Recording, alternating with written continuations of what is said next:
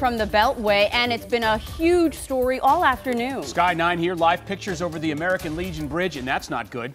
All lanes of the inner loop remain shut down. Okay, crews are working to remove that tractor trailer, a tanker truck, that overturned and spilled fuel across all the lanes of the inner loop. Now, check this out. We actually have video of the accident, top left of your screen. Somebody driving the other way on the outer loop had a dash cam. You see that tanker truck cut across several lanes and then flip, hitting the guardrail, turning on its side, that concrete barrier.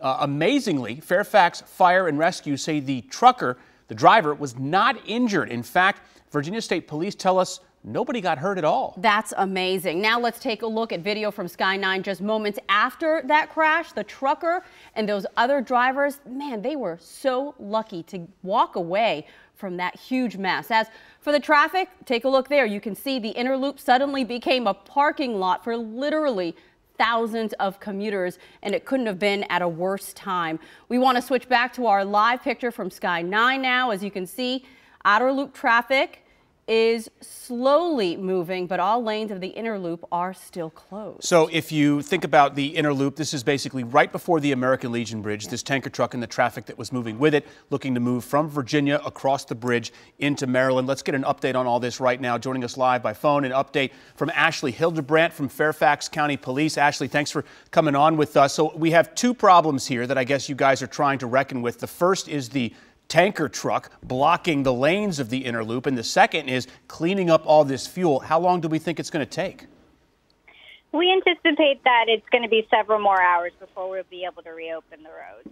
Okay. How is traffic being diverted at this point, and what are traffic conditions at that diversion point? Traffic is heavy. Virginia State Police is working hard to redirect everyone to the proper outlets. So what exactly is the cleanup effort that's underway right now? You're saying it's going to take several more hours. What has to be done literally before they can get in there with a tow truck and try to remove the tanker truck from the road? So the tanker truck was transporting about 8,500 gallons of gasoline. It's estimated that only about 100 to 200 gallons were released, and all our crews were able to stop the leak. So at this time, we're working with the Virginia Department of Environmental Quality and a cleanup company to develop a plan to offload the remaining gasoline to another truck and then get everything cleaned up. This is Delia Gonzalez here. Amazingly, you reported no one was injured. Do we know where that truck driver is right now? Do we know anything about his history and how this accident happened in the first place? I do not have any of that information. Ashley, do we know if any of the fuel actually spilled down, went into any drainage pipes and got into the river below? No, everything was contained, and it does not appear that anything made it into the Potomac River. Okay, and just one last thing. I know you mentioned it to us already, Ashley. How long are we expecting this to go on? I know you're saying it's an estimate. It could still be several more hours, possibly even 8 o'clock tonight before this is all cleared up. Is that right? That's correct, yes. Okay.